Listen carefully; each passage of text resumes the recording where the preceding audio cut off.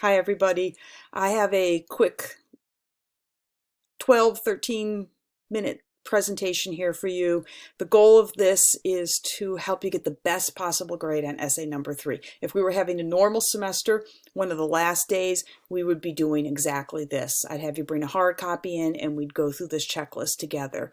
So having said that, it is a good idea to have a hard copy before you start this. So if you don't have that, you might want to click pause, print out a hard copy. And during this presentation, don't be afraid to click pause at any point in time so that you can make some notes for yourself if you have to flip through the pages, whatever it is that you need to do. And when we're done, if you have any questions, any concerns, send me a text on Remind, send me an email, and we'll resolve things and we'll get to the bottom for you. Now, first page of your essay, tiny thing, but an important thing, make sure you've got a title.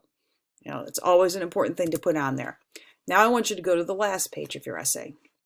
And the last page of your essay should be your works cited or your references page. And if it isn't, that's something you need to fix. So right now, if you don't have a copy of your works cited or references page, hit pause, print one out, and come back, because we're going to spend quite a bit of time looking at that page. Now, whether you used APA or MLA, I've got a series of questions here that apply to both of those. Is the last page attached to the essay? You know, is it paginated as the last page? They need to be one document. They shouldn't be two separate documents. Do you have the proper title?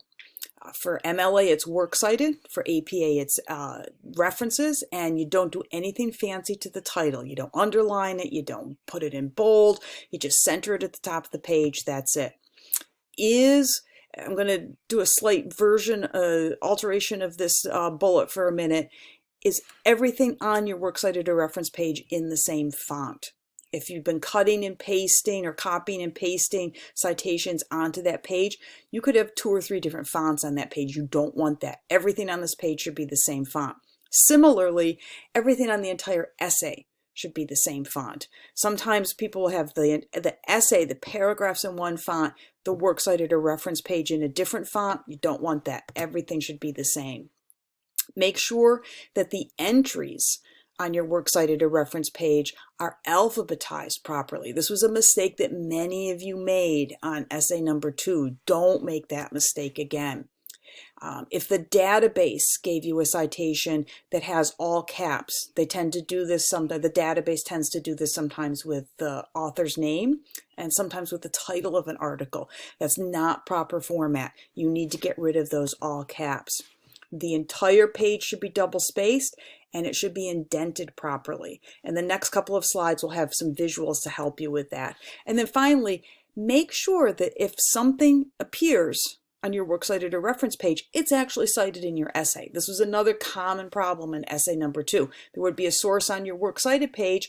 It's never cited in the essay. It shouldn't be on your works cited page then. So take the time to double check that now, or definitely remember to double check that later. Now, here are some images for you. So this is the works cited page. And you can see how everything is double spaced. This double spacing is consistent all the way through. And you can see how the indenting is. It's kind of like the opposite of a paragraph. The first line is out at the edge, and then the other lines are indented. So if you're using MLA or APA, these are the same rules. Some specific rules for MLA, which is what this is, you do want to put quotation marks around the titles of articles. You want to make sure you've got those quotation marks there, and you want to make sure that the name of the newspaper or the magazine that an article came from or the web page is either italicized or underlined. It's up to you which one you want, but make sure that happens. Now with with APA, which is the example here, same thing. The spacing is consistent all the way through. Same rule with indenting. The first line's out at the margin. The other lines are indented in.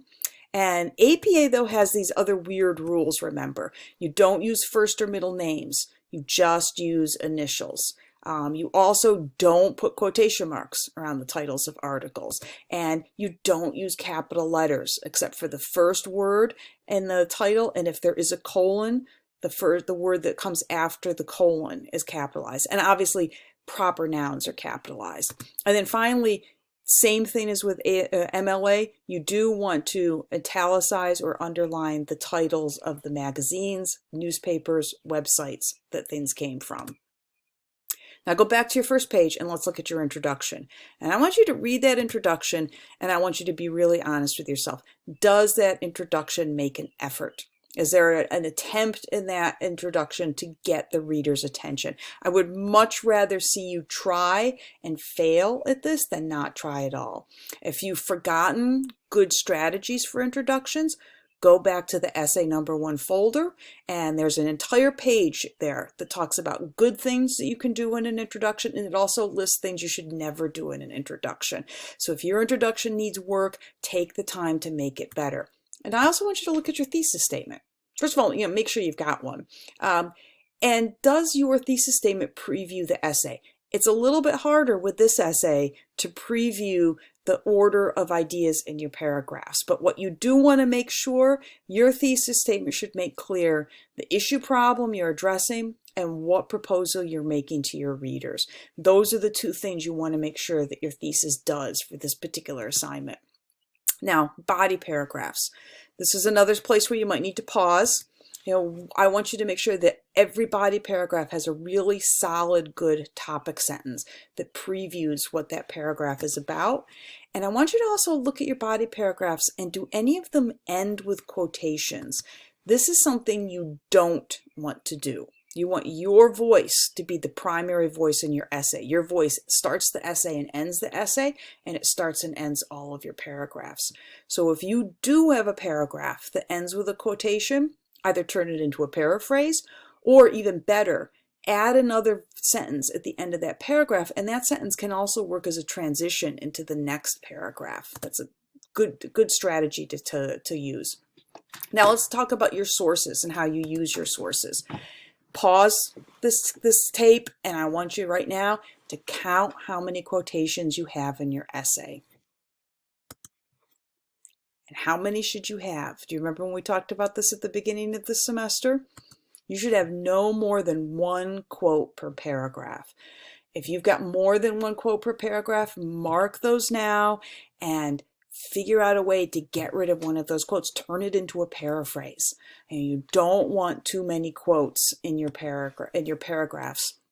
And do you have any quotes that are longer than a complete sentence? You don't want that either. Remember, you want to keep your quotes as short as possible. Make them a part of your own sentences. So if you have any long quotations, even 1 sentence is considered long, mark those now so that you can go back and you can change those.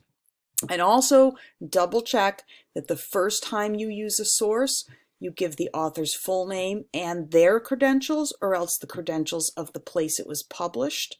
And then after that, you don't have to introduce them again. You don't have to keep giving their credentials, and you can just refer to that author by their last name. But make sure you put those credentials in there the first time you use the source. And if you have trouble envisioning what this should look like, you can look at I think there's 4 student essays in the essay number 2 folder. None of them are perfect, but they're all very good. And you can see how those students negotiate all of these requirements. And that can be a good model for you to follow.